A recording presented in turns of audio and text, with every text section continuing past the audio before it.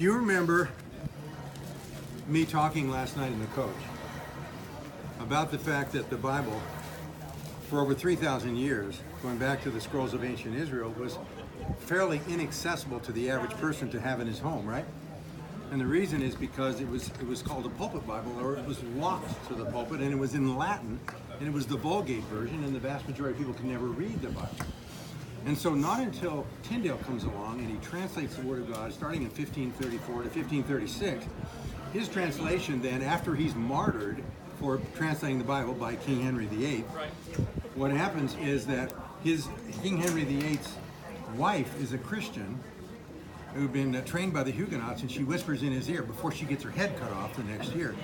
Anne Boleyn, she says, "You got to have a Bible of your own, Henry." And so Henry gets the pulpit Bible, which happens to be a Bible that is taken from the original Tyndale, who he had just had killed the year before for translating the Bible. He took 6,000 copies of Tyndale's Bible that he had just killed to keep the Bible out of the hands of the people and gave it to the people of England.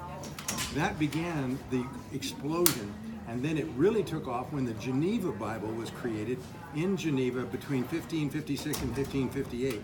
I had the privilege of writing the introduction to the Geneva Bible. The first time it was in print, I was on the board of directors, and we actually put together and planned the re-release after 400 years of the Geneva Bible in its original form.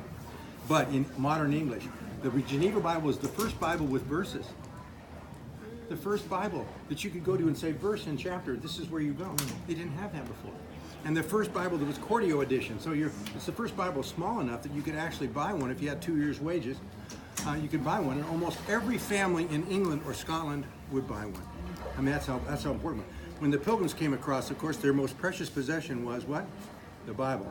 They had very little with them except a few animals, very little money, but they had a Bible. And who were the most successful pioneers in the history of the world? The Pilgrims and the Puritans that followed them brought the most biblically based form of government and freedom and free enterprise that the world has ever known.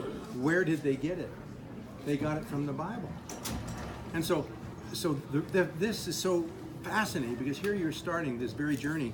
When you look at these books, these ancient documents, these are the books that were read by the pioneers who were living in little shacks in a wilderness that for 4,000 years had known no civilization of any kind. And liberty is going to explode in this place. And freedom that's going to bring freedom to 1/2 of the world's population. Over 100 nations have copied our Constitution, which has been copied from what? The Declaration of Independence, and going back to the early colonial charters, to the Mayflower Compact, which you see over here, and the development of the biblical foundations of our country. So this is just the beginning, and we're in the first place, so let's move on.